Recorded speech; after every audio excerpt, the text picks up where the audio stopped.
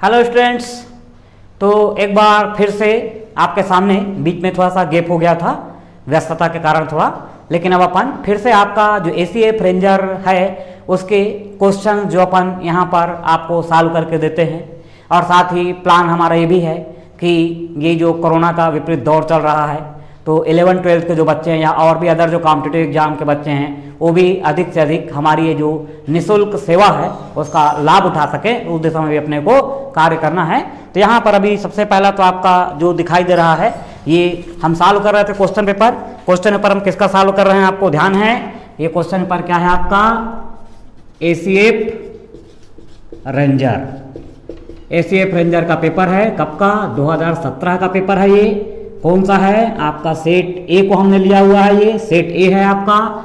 इसमें हम लोग क्वेश्चन आपका पहुंच गए थे, काफ़ी दूर तक का पहुंच गए थे, 65 तक का पहुंच गए थे करीब। हम ये 5 क्वेश्चन करीब किए हैं, लेकिन सबको अच्छे से एक्सप्लेन करते हैं। आज हमारा जो मेन फोकस है प्लांट ब्रीडिंग से संबंधित क्वेश्चन हैं।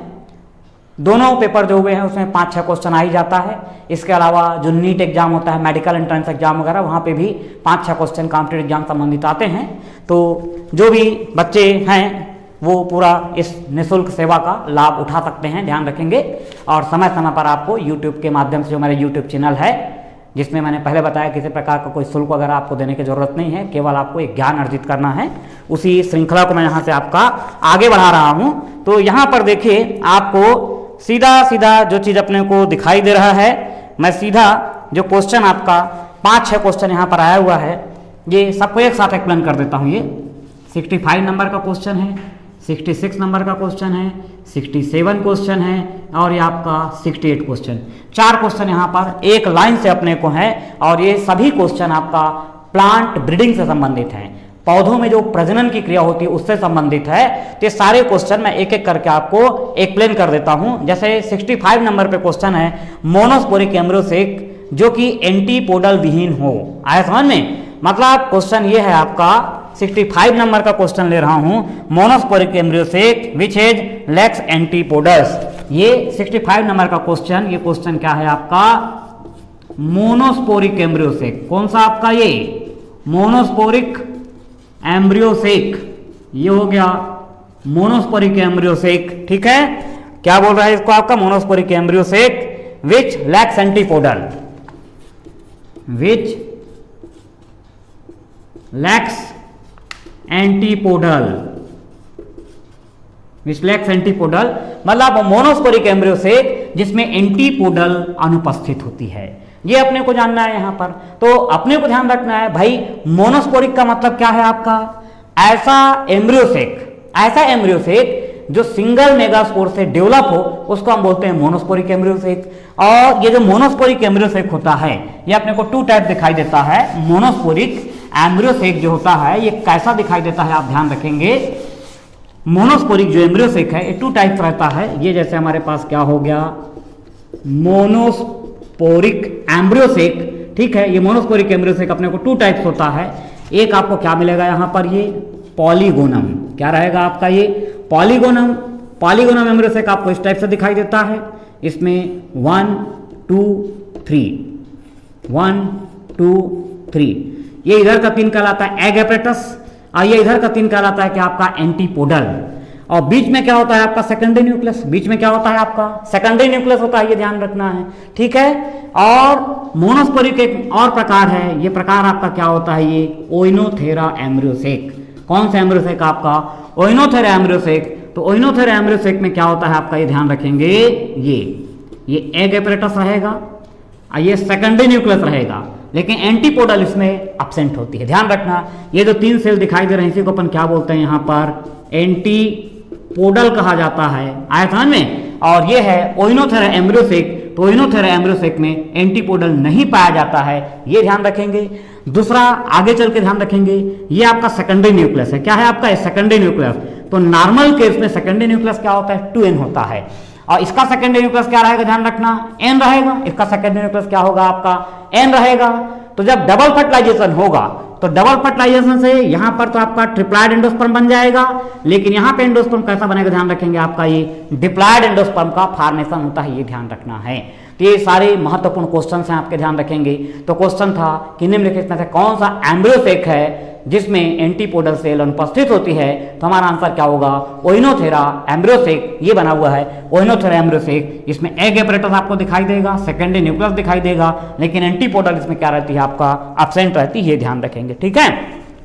दूसरा इसी में एक क्वेश्चन आपको और मिल जाता है ये कि 66 नंबर का क्वेश्चन की अपन बात करते हैं। तो पूरा जैसे हम स्ट्रक्चर देखते हैं, आपको ध्यान होगा कि जो ओव्यूल होता है, ओव्यूल में हमको 3 पार्ट होता है।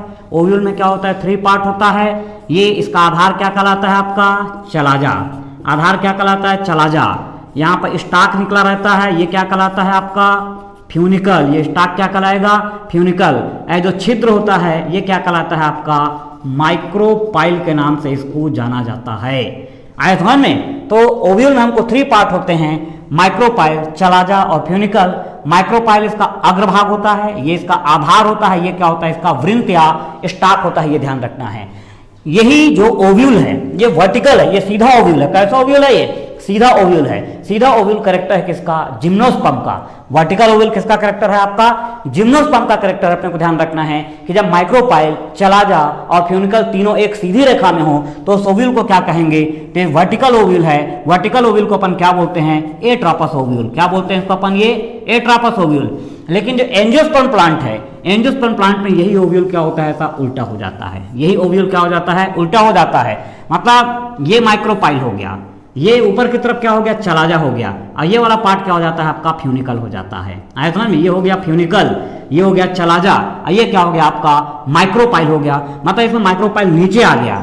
तो ये जिम्नोस्पर्म का ओव्यूल है। जिम्नोस्पर्म में ओव्यूल सीधा होता है, मतलब माइक्रोपाइल, चलाजा और फ्यूनिकल तीनों एक सीधी रेखा में होते हैं। जबकि इसमें माइक्रोपाइल ऊपर चला गया और चलाजा, आपका ये चलाजा जो आधार है, चलाजा मतलब क्या हो गया, इसका ये बेस होता है या आधार होता है, ये ऊपर चला गया। और माइक्रोपाइल इसका अपेक्स पोर्शन होता है। क्या होता है, ये अपेक्स होता है, वो नीचे आ गया। आए समझ में। तो अब ये हमारे पास ओव्यूल हो गया। अब होता क्या है कि भाई जब पराग नलिका, पोलन ट्यूब आपका ओव्यूल के अंदर जब प्रवेश करती है तो पोलन ट्यूब ओव्यूल में प्रवेश करने के उसके पास 3 अलग अलग मार्ग होता है। यदि माइक्रोपाइल से पोलन ट्यूब प्रवेश करेगी तो उसको अपन बोलते हैं पोरोगेमी। क्या बोलते हैं उसको अपन, ये पोरोगेमी। यदि चलाजा से इंटर करेगी पोलन ट्यूब तो उसको अपन क्या बोलते हैं, ये चलाजागेमी। उसको अपन क्या बोलते हैं यहाँ पर, चलाजागेमी।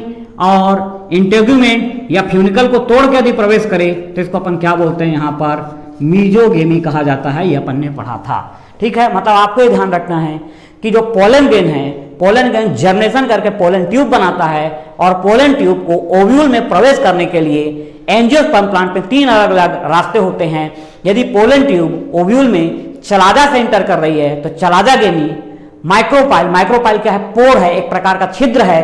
तो यदि पोर से प्रवेश कर रही है तो पोरोगेमी, और यदि फ्यूनिकल या इंटेगुमेंट को तोड़कर प्रवेश कर रही है तो मीजोगेमी। तो एंजियोस्पर्म प्लांट में ये 3 मेथड होते हैं पोलन ट्यूब को ओव्यूल में प्रवेश करने के लिए, चलाजागेमी, पोरोगेमी और मीजोगेमी। लेकिन जिम्नोस्पर्म में ध्यान रखना है ओनली पोरोगेमी। जिम्नोस्पर्म में क्या होता है, ओनली पोरोगेमी मेथड पाया जाता है, आप ध्यान रखेंगे। अब यहाँ पे क्वेश्चन है 66 नंबर का, when pollen tube enters ovule through micropyle it is known as. मतलब जब पोलन ट्यूब ओव्यूल में माइक्रोपाइल से प्रवेश करती है तो मेथड क्या कहलाता है, तो माइक्रोपाइल से प्रवेश करेगी तो क्या कहलाएगा, पोरोगेमी कहलाएगा। ये आपको ध्यान रखना है, ठीक है। बाकी उसके बाद है आपका edible part of coconut is, नारियल का खाने योग्य भाग क्या होता है, तो बिल्कुल जीके का क्वेश्चन है। Edible part of coconut is endosperm, जिसको अपन क्या बोलते हैं, भ्रूणपोष के नाम से जानते हैं, ये ध्यान रखना है, ठीक है। ये तो बहुत कॉमन क्वेश्चन है, ठीक, कि भाई डबल फर्टिलाइजेशन के पश्चात, मतलब एंजियोस्पर्म प्लांट में डबल फर्टिलाइजेशन का परिणाम क्या होता है, एंडोस्पर्म में हिंदी में उसको बोलते हैं भ्रूणपोष कहा जाता है, ठीक है। तो यहाँ पर नारियल का जो खाने योग्य भाग है वो क्या होता है, एंडोस्पर्म होता है। मतलब आपका नारियल का जो पानी है वो लिक्विड एंडोस्पर्म है, और जो व्हाइट वाला पार्ट अपन खा रहे हैं वो क्या कहलाता है, सॉलिड एंडोस्पर्म कहलाता है। तो नारियल का खाने योग्य भाग क्या हो गया, आपका एंडोस्पर्म हो गया, ये ध्यान रखना है। इसके अलावा एक क्वेश्चन है आपका, जिम्नोस्पर्म डिफर फ्रॉम एंजियोस्पर्म, ठीक है। जिम्नोस्पर्म एंजियोस्पर्म से डिफरेंट है, क्यों, मतलब ये हमको ये ध्यान रखना है। मैंने पहले बताया जिम्नोस्पर्म हमारे सिलेबस में नहीं है, जिम्नोस्पर्म हमारे सिलेबस में नहीं है, लेकिन क्वेश्चंस उसके बन जाते हैं। क्वेश्चन कैसे बनता है कि भाई जैसे आपको ध्यान रखना है, ये देखिए भाई आपने पढ़ा होगा जो एंजियोस्पर्म प्लांट, मतलब हमारे सराउंडिंग या हमारे आसपास जो भी फ्लावरिंग प्लांट दिख रहे हैं वो प्लांट हमारे क्या है, ध्यान रखेंगे, एंजियोस्पर्म। क्या है वो? एंजियोस्पर्म प्लांट है वो। और दूसरा एक वैरायटी है आपका क्या, ये जिम्नोस्पर्म प्लांट। दूसरा क्या हो गया आपका ये जिम्नोस्पर्म। जिम्नोस्पर्म बोलने का मतलब क्या होता है आपका ये साइकस, और दूसरा क्या आपका ये पाइनस। साइकस और पाइनस। जिम्नोस्पर्म हमारे सिलेबस में नहीं है, लेकिन एक क्वेश्चन यहाँ से बनता है, दोनों एग्जाम में क्वेश्चन आया है इसका। और यहाँ पे क्वेश्चन ये है भाई जैसे एंजियोस्पर्म में हम क्या देखते हैं, ये स्टिग्मा, ये स्टाइल, ये ओवरी, और ओवरी के अंदर में क्या होता है, ओव्यूल। ये हो गई क्या आपका ओवरी, और ये क्या हो गया, ओवरी के अंदर में क्या रहेगा आपका ये ओव्यूल। ओवरी के अंदर में क्या होता है, ओव्यूल। ओव्यूल ये क्या हो गया आपका ये बीजांड हो गया। तो जिम्नोस्पर्म प्लांट में क्या होता है, ओवरी अब्सेंट होती है। ध्यान देना, जिम्नोस्पर्म प्लांट में ओवरी अब्सेंट होती है। तो ओवरी अब्सेंट है मतलब ओव्यूल क्या हो गया, ओव्यूल क्या हो गया इसका, नेकेड ओव्यूल हो गया। क्या हो गया आपका ये नेकेड ओव्यूल। आया समझ में, मतलब नग्न ओव्यूल। तो जिम्नोस्पर्म को हम क्या बोलते हैं, नग्न बीजी के नाम से भी जानते हैं। जिम्नोस्पर्म को अपन क्या बोलते हैं, ध्यान रखना है, ये नग्न बीजी के नाम से भी जाना जाता है। तो जिम्नोस्पर्म एंजियोस्पर्म का जो बेसिक डिफरेंस है यही है, सबसे महत्वपूर्ण पॉइंट कि भाई दोनों के बीच में क्या डिफरेंस है।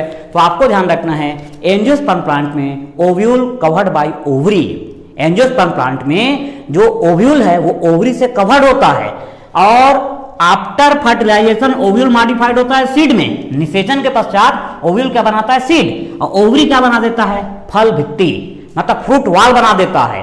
तो इसीलिए हम देखते हैं कि भाई जैसे मैंगो है, फल है, मैंगो क्या है, फल है। फल क्या होता है, a type of ripen ovary. फल क्या है, एक प्रकार की पकी हुई ओवरी होती है, उसके अंदर में सीड है। तो फर्टिलाइजेशन के पहले जो फल है वो ओवरी था, और जो सीड है वो क्या था, ओव्यूल।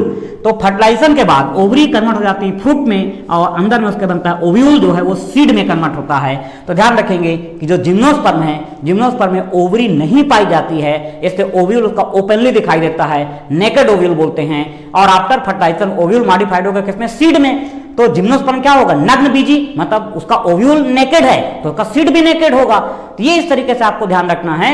तो यहाँ पर ये जो हमारा 4 क्वेश्चन था, एक आध और भी क्वेश्चन है प्लांट एमोलॉजी संबंधित। तो ऐसा करके मान के चलिए कि पादप प्रजनन या प्लांट एमोलॉजी से आपने के एग्जाम में 5-6 क्वेश्चन तक क्या आप उम्मीद कर सकते हो। लेकिन वही है कि आपसे क्वेश्चन तभी बनेगा जब आपका पूरा कॉन्सेप्ट क्लियर होगा, तभी आप क्वेश्चन को बना पाएंगे। ठीक है, तो ये आप अच्छी तरीके से देखेंगे क्वेश्चन पेपर को, और बहुत ही जल्दी फिर अपन नेक्स्ट क्वेश्चन के साथ आपके सामने उपस्थित होंगे।